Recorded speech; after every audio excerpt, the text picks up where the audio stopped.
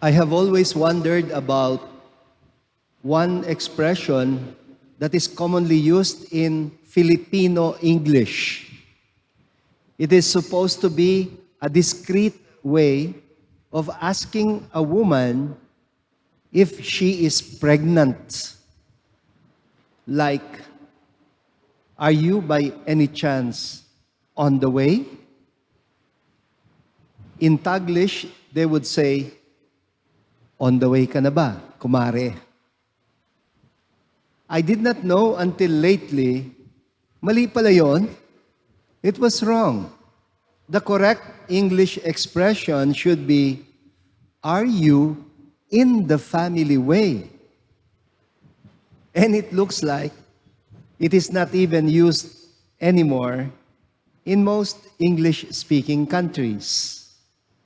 Nowadays, people would simply ask in English, are you expecting?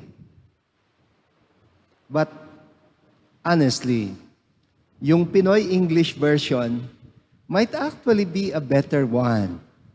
After all, yung English expression na in the way is usually more negative. As in, for example, may dinadaanan ka at merong nakaharang sa daan. In English, you would say, hey, please, step aside or move over. You are getting in the way. Meaning, you are an obstacle to my path.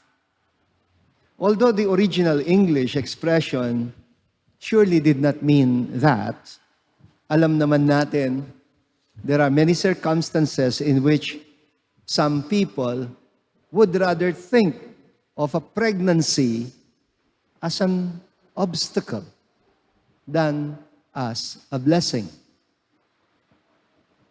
Our gospel today would probably be more comfortable with the Pinoy English version of that expression, on the way rather than in the way. Jesus, in the gospel, is talking about a future that awaits us, that seems to be closer to the idea of being on the way. In the Filipino English sense, of being in a process of birthing, isang pagbubuntis. Remember, Jesus also tried to explain this to Nicodemus. In chapter 3 of the Gospel of John, Jesus said to Nicodemus, no one can see the kingdom of God without being born from above. Jesus describes, entry into the kingdom of God as a process of birthing, isang bagong pagsilang. In the first reading, St. Paul is talking about the resurrection of Jesus being brought to fulfillment for us.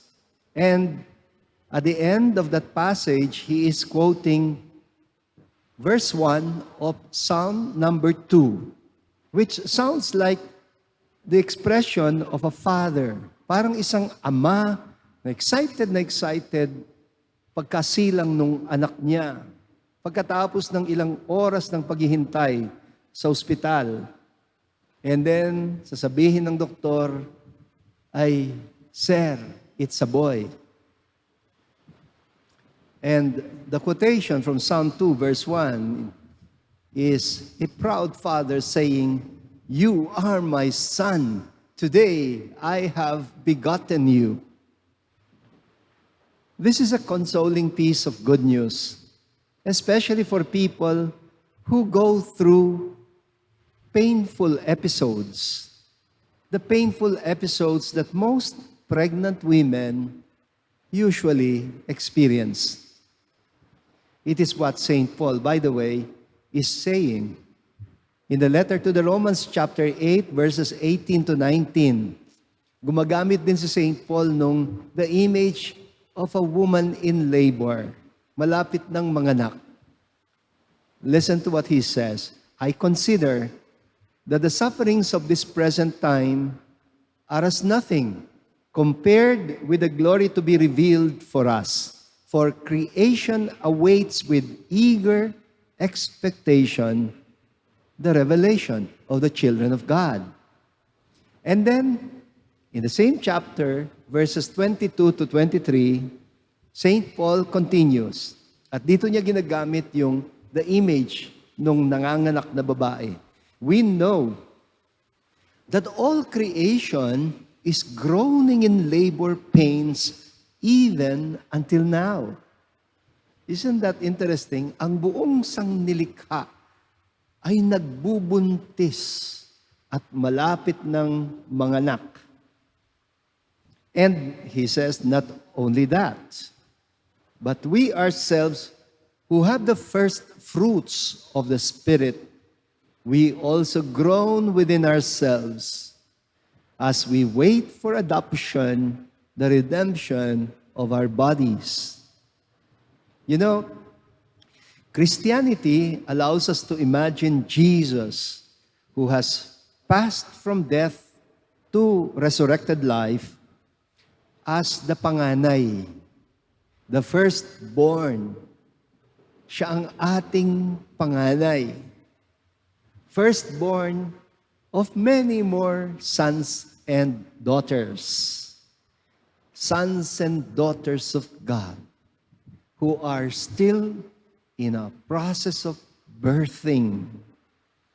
And it is a narrative that allows us to see beyond the painful episodes and actually look forward to a better future with hope, a better future in joyful expectation.